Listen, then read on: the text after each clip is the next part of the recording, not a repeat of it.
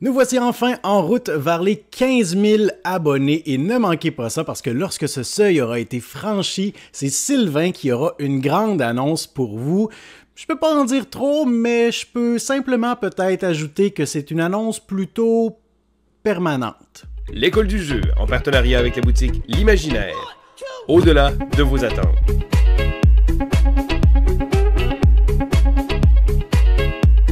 Hey, salut la gang, c'est JP pour l'école du jeu et bienvenue dans ce segment Quoi neuf JP vidéo dans laquelle on fait un petit retour sur le mois qui vient de se terminer et où j'en profite pour parler de plein de choses. Et là, je le sais, au moment où je publie cette vidéo, on est à la mi-avril, alors que normalement, Sylvain et moi, je vais seulement m'inclure parce que Sylvain a quand même publié son Quoi de neuf avant moi. Alors normalement, on vous propose notre vidéo de ce type au début du mois, dans les premiers jours, mais là, il s'est passé plein de choses, plein de restrictions avec les sorties des vidéos, des projets ici et là. Bref, c'est aujourd'hui que je vous propose cette vidéo, puis c'est tout. Alors, vous n'avez pas votre mot à dire. Donc, dans cette vidéo, je vais vous parler des statistiques de la chaîne. Je vais vous parler également des jeux auxquels j'ai joué lors du mois de mars. Je vais vous parler aussi de ce qui s'en vient pour les prochaines semaines, le prochain mois à l'école du jeu. Je vais même dévoiler le nom d'un ou d'une gagnant ou gagnante à l'un de nos précédents concours. J'ai plein de choses à vous dire, alors sachez que vous pouvez utiliser la barre de défilement sous la vidéo pour naviguer plus efficacement à travers celle-ci. Et maintenant qu'on est prêt pour continuer, je vous invite à me laisser un pouce vers le haut. Et si c'est fait, allons-y. Si c'est pas fait, je vous invite une deuxième fois à le faire tout de suite, là, en dessous ici, là. Pouce. Au mois de mars, Sylvain et moi, nous vous avons proposé 18 nouvelles vidéos. Et si on prend la totalité des visionnements qui ont été générés par toutes les vidéos que nous avons sur la chaîne au mois de mars, ce qui représente quand même un peu plus de 1300 vidéos, soit dit en passant. Alors si on prend les visionnements accumulés de toutes les vidéos qui ont été visionnées au courant du mois de mars, eh bien, cela totalise 67 000 visionnements et on accueille également parmi nous un peu plus de 210 nouveaux abonnés ou nouvelles abonnées qu'on salue personnellement et individuellement. Toi et toi. Bienvenue dans l'équipe. Alors, si vous êtes nouveau sur notre chaîne, vous pouvez nous le signaler, nous informer dans la section commentaires où il nous fera plaisir de vous saluer personnellement. Et au courant du mois de mars, eh bien, la vidéo qui a été la plus visionnée, eh bien, c'est la première partie des meilleurs jeux de 2021 de Sylvain pour ce qui est de son top des positions 20 à 11. Alors, cette vidéo a été visionnée un peu plus de 2600 fois, ce qui en fait la vidéo du mois la plus visionnée. Vidéo très intéressante. Si ce n'est pas déjà fait, vous irez jeter un coup d'œil. Vous allez peut-être découvrir quelques titres qui se trouvent, selon Sylvain, parmi les meilleurs jeux qui sont sortis l'année dernière. Et justement, il y a de cela quelques jours, Sylvain a publié la suite de son top, donc les positions 10 à 1. Je vous invite aussi à y jeter un coup d'œil une fois que vous aurez peut-être écouté la première partie où vous découvrirez les 10 meilleurs jeux selon Sylvain qui sont sortis en 2021. Il y a de cela quelques jours, je vous ai proposé une vidéo pour vous parler un peu plus de notre campagne Patreon, de nos objectifs, de notre direction pour l'année à venir. Et on est hyper content parce qu'on a des nouveaux contributeurs et contributrices qui se sont joints à notre plateforme de financement suite à cette vidéo-là qu'on salue et qu'on remercie bien évidemment également. Et parmi les choses qu'on a annoncées, on a annoncé que lorsqu'on aurait 40 contributeurs, eh bien Sylvain allait vous proposer son premier « Pourquoi je n'aime pas ». Vidéo qui avait été... concept vidéo qui avait été lancé par Vince à l'époque. Je me suis prêté à l'exercice quelques fois. Sylvain n'a jamais tenté l'expérience, mais si on réussit à atteindre 40 contributeurs sur notre campagne Patreon, eh bien, il plongera tête première, il n'aura pas le choix, il en a fait la promesse. Il ne nous manque qu'un ou une contributeur ou contributrice. Alors, si ça vous intéresse de nous encourager de la sorte d'une façon particulière, sachez que vous pouvez le faire. Je vais faire apparaître le lien dans le coin de l'écran. Vous pouvez décider de donner tout simplement $1 ou l'équivalent et ça nous aidera à atteindre notre objectif qui est d'avoir 40 contributeurs. J'ai vraiment hâte de voir sur quel jeu est-ce que Sylvain va jeter tout son dévolu, sa haine et sa rancœur. Comme je le disais un peu plus tôt, écoutez vraiment cette vidéo jusqu'à la fin parce que dans quelques minutes, je vais annoncer le ou la gagnant ou gagnante d'un concours qu'on a proposé sur la chaîne de façon un peu secrète, mais on a quand même plusieurs personnes qui se sont prêtées au jeu. Alors je vais annoncer le gagnant ou la gagnante prochainement et je vais aussi vous parler de quelque chose dans laquelle vous pourrez vous impliquer dès aujourd'hui. Mais avant cela, je vous propose de jeter un coup d'œil aux jeux auxquels j'ai joué au courant du dernier mois. Alors au mois de mars, je vais vous dire que j'ai été plutôt occupé, mais pas nécessairement parce que je jouais à des jeux de société. J'ai été beaucoup occupé dans de la communication pour des projets à venir, communication aussi avec différents éditeurs, des distributeurs, faire des suivis, beaucoup de choses qui se passent derrière la caméra que peut-être lorsqu'on visionne nos vidéos, on ne pense pas du premier coup nécessairement. Alors ça a occupé quand même pas mal de mon temps libre, je dirais, mais j'ai quand même eu l'occasion de jouer à quelques jeux que je vous parle maintenant. Et je commence par GameStormers. Alors GameStormers est présentement sur Kickstarter, d'ailleurs, et je vous ai proposé une vidéo où je vous apprenais à jouer en 5 minutes. C'est un jeu plutôt simple et j'ai eu le privilège de recevoir un prototype pour vous le présenter. Et je dois dire que l'idée, le pitch du jeu est quand même assez intéressant. C'est un jeu dans lequel vous allez devoir créer un jeu. Alors, on est dans un univers parallèle où les jeux de société dictent comment la société va se comporter. Bon. Normalement, le jeu de société reflète le contexte de notre société, et là, c'est un peu comme l'inverse. Bref, une thématique.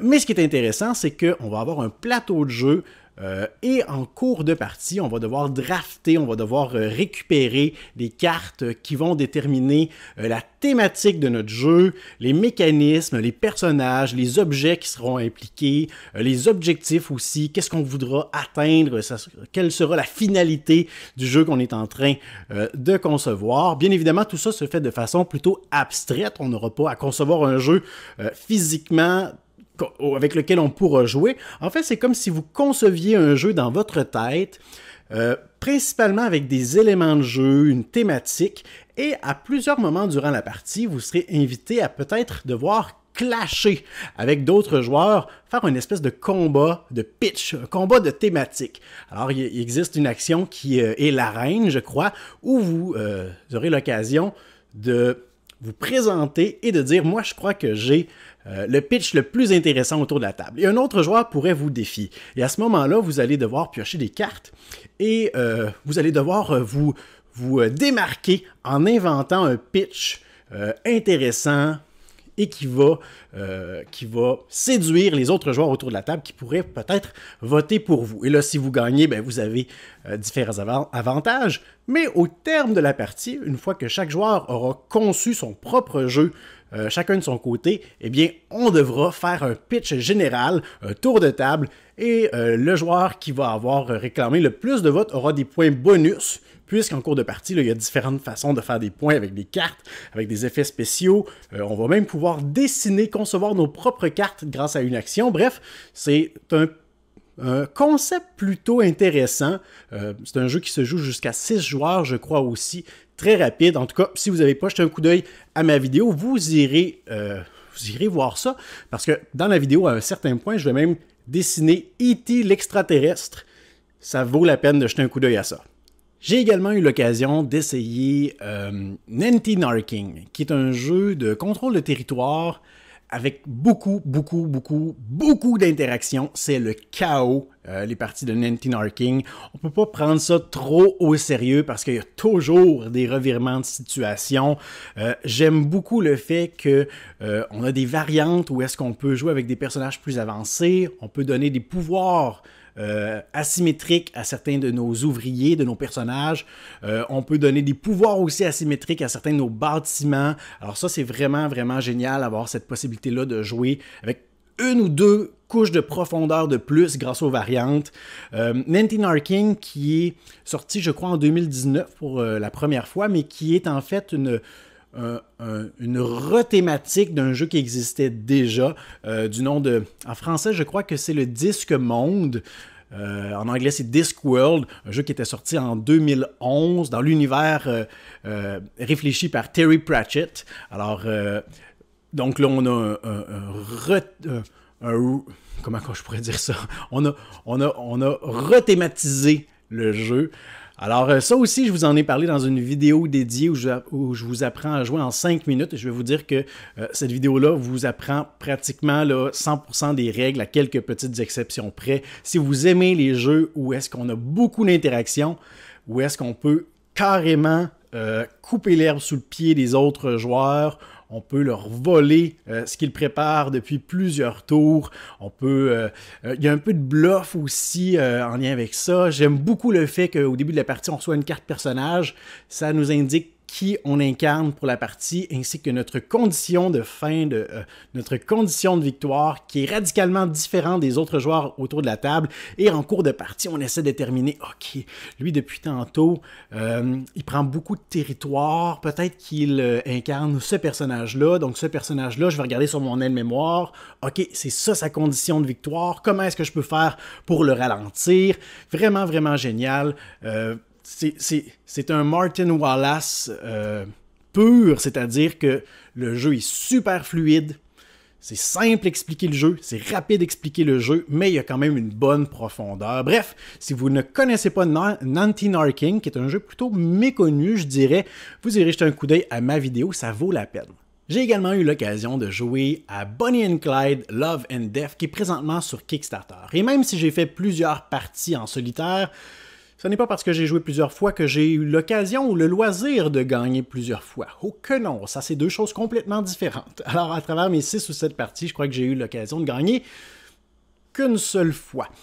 Alors c'est un jeu dans lequel vous allez incarner le couple de malfaiteurs le plus tristement célèbre du 21e siècle, connu principalement pour tous leurs méfaits commis il y a de cela près de 100 ans aux États-Unis, Bonnie and Clyde. Alors vous incarnez les méchants, vous aurez toutes sortes de choses à faire, vous allez devoir vous échapper de la police, vous allez devoir récolter des butins, braquer différents endroits, ça peut être des banques, mais ça pourra être également des hôtels, des stations d'essence, tout pour assurer votre survie et pour passer du bon temps entre amoureux ensemble pour vivre le rêve que ce couple-là a toujours rêvé d'avoir. Thématique particulière, mais vraiment un casse-tête intéressant. Avec le prototype que j'ai reçu, j'avais seulement la version de base du jeu, donc j'avais pas les niveaux de difficulté supplémentaires, ni les add-ons, les ajouts de la campagne Kickstarter qui vont proposer entre autres des cartes météo qui vont influencer ou qui vont proposer différents événements qui eux vont influencer la résolution des actions lorsqu'on est sur la route. Bref, un jeu qui est vraiment tactique. Donc, c'est pas vraiment un jeu stratégique, c'est difficile d'avoir une vision à long terme.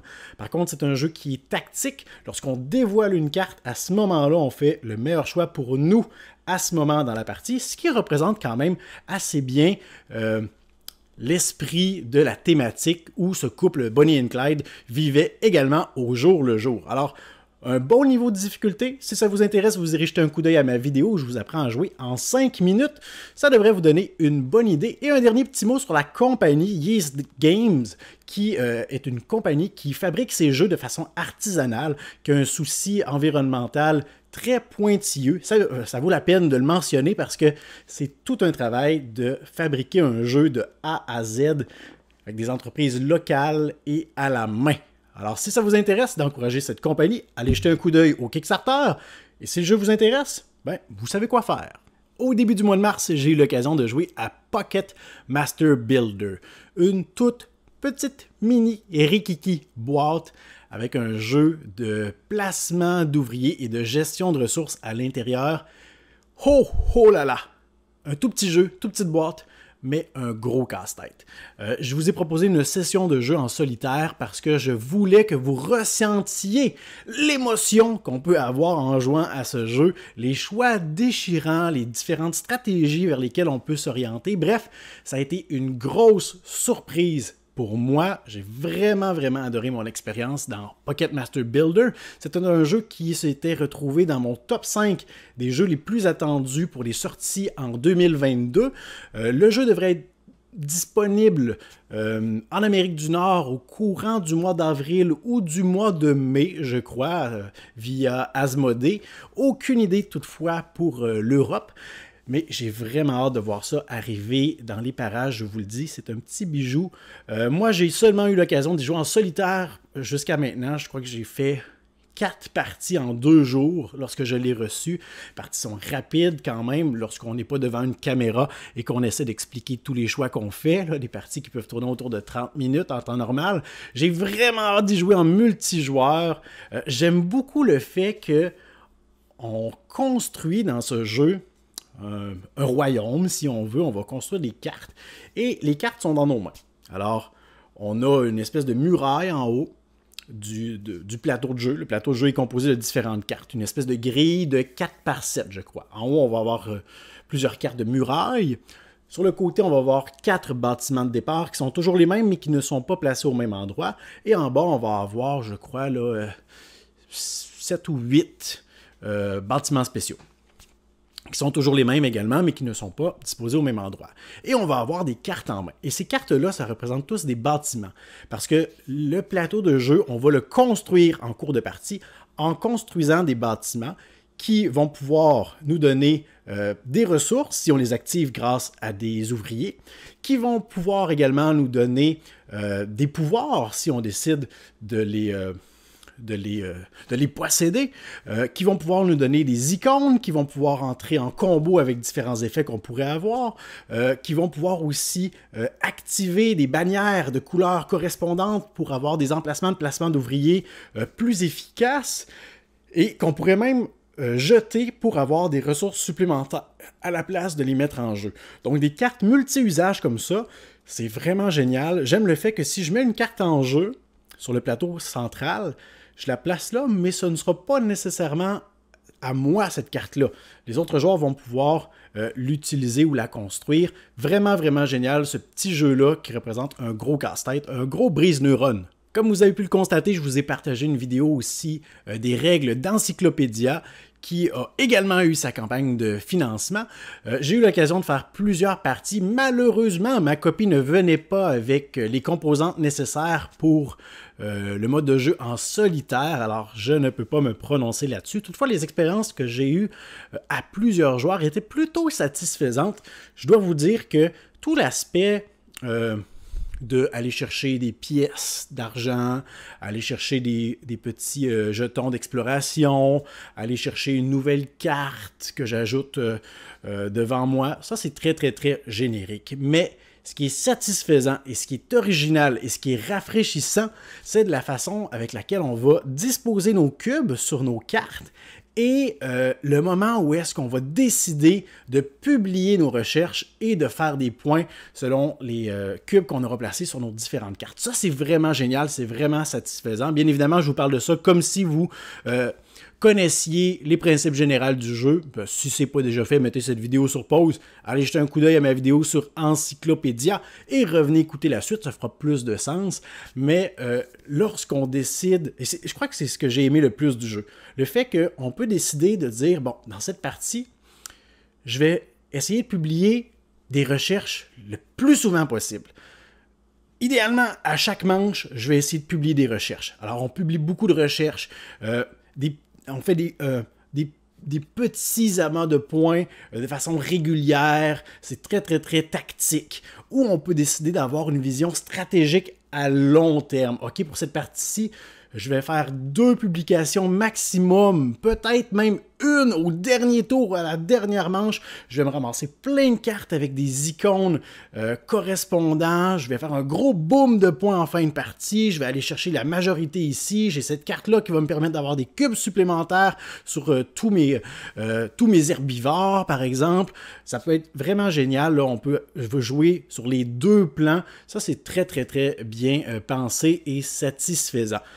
Petit bémol, selon moi, je trouve que c'est pas un jeu où est-ce qu'on peut avoir vraiment différentes stratégies. La stratégie pour faire des points, c'est que on va publier nos recherches et c'est ça qui va nous donner un gros boom de points. Oui, on peut avoir des cartes d'experts qui vont nous donner là, des petits points ici et là, soit en cours de partie ou en fin de partie, mais c'est vraiment là l'aspect des recherches qui va nous donner un gros boom de points. Donc les joueurs qui sont habitués aux jeux euro où on peut décider d'aller faire de l'élevage, par exemple, pour faire des points, ou d'envoyer des bateaux en exportation pour faire des points, ou faire de l'agriculture pour faire des points, ou aller faire de l'exploration en forêt pour faire des points. On ne retrouve pas ça ici, différentes stratégies. En fait, on va se concentrer sur la même stratégie principale qui sera de faire nos publications, mais ce sera les joueurs qui vont le mieux gérer ces publications-là, qui vont avoir les meilleures chances de gagner. Alors je dis que c'est un petit bémol, en réalité, ça n'en est pas de temps un, c'est plutôt une mise en garde. Sachez cette information avant de faire votre choix si vous backez le jeu ou non. Et finalement, ma dernière expérience du mois, c'est la chasse aux chaussettes. Avec mes enfants, un petit jeu de mémoire bien intéressant. Mes enfants détestent perdre à ce jeu, mais tant mieux, ça leur fait travailler l'acceptation de la défaite et le fait que l'issue de notre partie, là, ça n'a plus aucune importance sur le reste de la vie. Là. Ça ne définit pas qui tu es, ça ne définit pas ton futur ou quoi que ce soit. C'est juste une petite parenthèse dans notre journée, un moment comme ça. Alors, on essaie de décriminaliser la victoire ou la défaite avec eux. Donc, la chasse aux chaussettes, un petit jeu de mémoire où on va avoir des pions, on va se déplacer sur un petit plateau quadrillé avec différentes tuiles face cachée. On va incarner des elfes en passant. On va essayer de retrouver des tuiles de notre couleur. Lorsqu'on dévoile une tuile de notre couleur, on peut aller piocher des chaussettes dans un sac. Et on va essayer de faire des paires de chaussettes identiques. Donc, parce qu'on sait tous que les chaussettes, on les perd toujours. Hein? On retrouve toujours une chaussette toute seule. On a toujours perdu sa jumelle. Alors, on va essayer de récupérer des chaussettes de même couleur. Et de manière générale, dès qu'un joueur a 3 paires de chaussettes identiques, il gagne la partie. Bon, on ajoute à ça des informations partielles, donc des actions qui peuvent nous permettre de jeter un coup d'œil à une tuile et de la remettre en place de façon secrète, alors que normalement, la tuile, on va la dévoiler à tous les joueurs lorsqu'on l'explore. Donc, si un autre joueur dévoile une tuile turquoise et que je suis le joueur turquoise, il la dévoile pour tous les joueurs et va la recacher. C'est à moi d'essayer de mémoriser qu'à cet emplacement-là, il y a une tuile pour moi et que je vais peut-être essayer d'aller la récupérer dans 2 ou 3 tours. Mais ajoutons à ça une petite complexité supplémentaire, la présence de 4 monstres qui dévorent les chaussettes. Alors on peut utiliser les monstres pour différentes choses, entre autres pour espionner différents endroits, ou pour attaquer les autres joueurs. Et c'est ça que mes enfants détestent. Ils aiment bien m'attaquer avec les monstres, mais dès que je renverse la vapeur, ça c'est inacceptable à leurs yeux. Alors les monstres vont pouvoir dévorer les chaussettes des autres joueurs et ils vont les emmener dans leurs antres, sous le lit. Et on va pouvoir aller récupérer ces chaussettes-là qui ont été emmenées sous les lits. Et lorsqu'on va avoir terminé une série de parties, on va avoir des portes qui se retrouvent à être le thermoformage de la boîte qu'on va ouvrir pour débloquer du nouveau matériel. Alors c'est un jeu avec un aspect legacy. On va avoir 4 moments durant notre campagne où on va ajouter du nouveau matériel qui sera toujours, et ça c'est super intéressant, qui sera toujours facultatif. Alors on n'a pas nécessairement besoin de l'ajouter d'une partie à l'autre. Ça c'est génial parce que parfois avec les enfants, les règles qui s'ajoutent sont de plus en plus complexes et parfois elles ne sont pas rendues à ce stade-là. Alors, vraiment génial, je ne vais pas gâcher les surprises qu'on a découvertes dans ce jeu, mais mes enfants l'apprécient beaucoup. Ils ont comme une relation de haine-amour avec ce jeu. Ils veulent y jouer, mais ils ne veulent pas que je gagne. Au début du mois d'avril, nous avons publié notre sondage mensuel sur notre campagne Patreon. On fait ça au début de chaque mois depuis plus d'1 an. Et nos contributeurs qui sont au niveau 2 ou plus ont le privilège de voter pour une vidéo qu'ils désirent voir apparaître sur la chaîne prochainement. Et au mois d'avril, eh bien, la majorité de nos contributeurs ont voté pour que je fasse une FAQ, donc une vidéo spéciale où je réponds à vos questions. C'est pourquoi vous trouverez juste ici, mais également dans la description de la vidéo, un lien pour m'envoyer vos questions. Alors, vous pouvez m'envoyer des questions en lien avec les jeux de société, sur le contexte de YouTubeurs, sur les partenariats qu'on peut avoir, sur la communication, sur ce qui se passe derrière la caméra, de l'autre côté, je veux dire, ou ça peut être des questions personnelles aussi. Alors, je vais faire un tri de ces questions-là.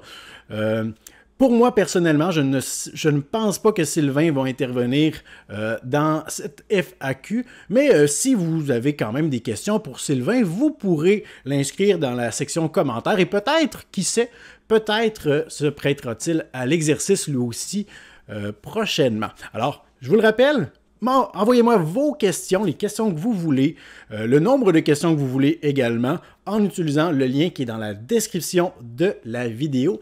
Et au courant des prochaines semaines, je m'engage à produire une vidéo où je réponds à ces questions. Dans l'une de nos précédentes vidéos, nous avons lancé un concours surprise. Alors, un nouveau concept de concours.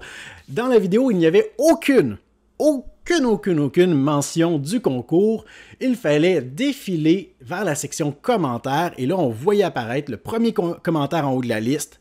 Un commentaire que nous avions fait, qui était épinglé là, qui était bien identifié et qui vous invitait à laisser un commentaire en répondant à une question pour avoir la chance de gagner une copie du jeu Great Plains, qui apparaît peut-être à l'écran en ce moment-là.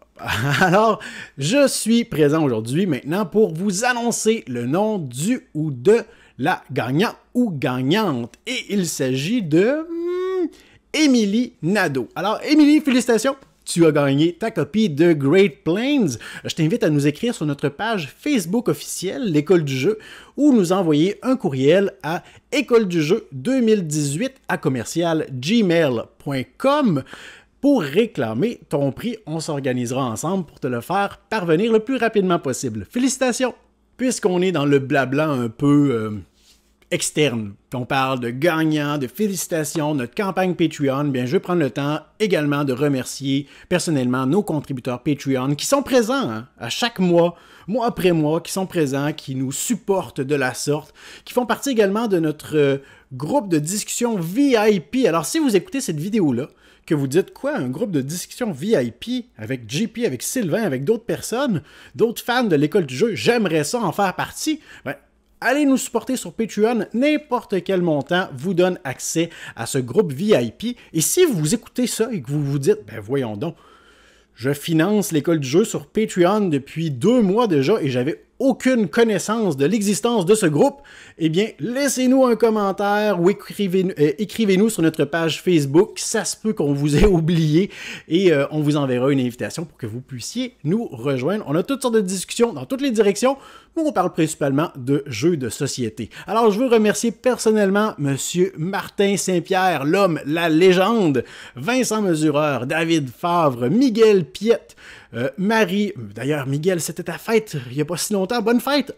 En retard, mais je te l'ai souhaité sur notre groupe VIP la journée même. Alors, c'est pas vraiment un joyeux anniversaire en retard. En tout cas, bref. Marie Jolivet, Jonathan Le Carpentier, Brice Romian, Marc Boudreau. Pauvre toi, Marc, avec la neige qu'il y a proche de chez toi, t'as pas fini, toi, de vivre dans le froid. Hein? Alors, un grand merci aussi à Mathieu Marcarian, à Jérémy-Charles Dufour, David Castonguay, Marc Thibout, l'équipe de Jack Bro, François Fern, Tétro, Serge Darvaux, Lionel Fourré, Cyril Souchou, Steve Rassa, Claudia Gomez et nul autre que l'influenceuse qui est sur toutes les lèvres ces derniers jours. J'ai nommé Lydia Madame Paul. Alors, un grand merci à tous nos contributeurs et contributrices Patreon. Sachez que votre soutien est vraiment apprécié. Et pour conclure cette vidéo, Je vais simplement vous dire que ça fait plusieurs fois que je vous parle d'un projet secret, de quelque chose sur lequel je travaille, que j'aurais à vous proposer. À la base, j'aurais voulu vous le proposer dès avril. Malheureusement, j'ai lancé mes invitations au mois d'avril parce que c'est un projet qui va impliquer... Et j'ai commencé la production de ce que je vais vous proposer prochainement. Peut-être allez-vous commencer à en entendre parler autour, si vous écoutez, si vous êtes attentif. Peut-être aurez-vous certains indices, mais je vais essayer de...